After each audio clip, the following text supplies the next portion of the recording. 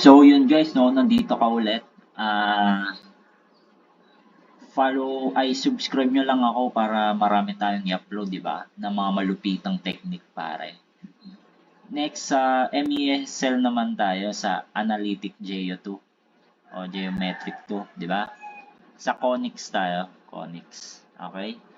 Bale, ang alalahanin mo dito is Chepbane.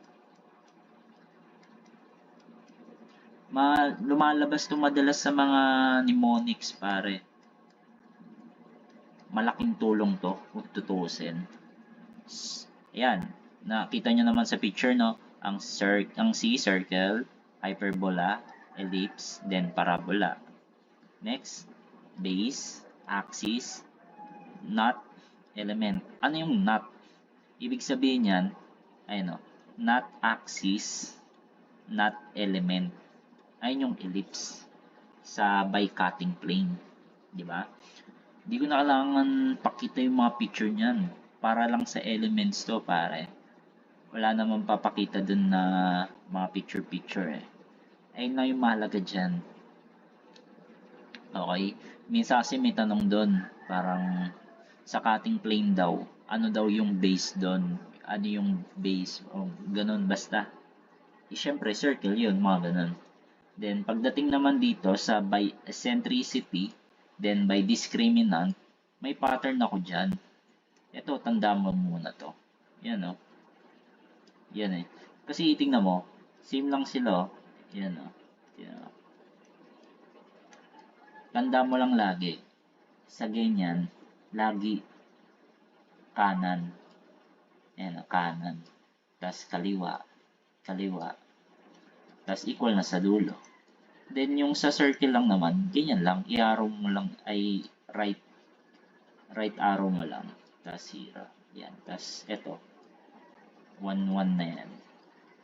Na sa eccentricity. Di ba? Ganyan lang pattern mo dyan. Sa discriminant, dapat sa ulado mo na itong formula na to. Yan yung formula ng discriminant kasi. Yan. Tapos ayan, greater than 0. Ganun. Yung formula dyan. Tapos less than 0 equals 0. Tapos dito, less than mo lang pag sa circle. O, di ba?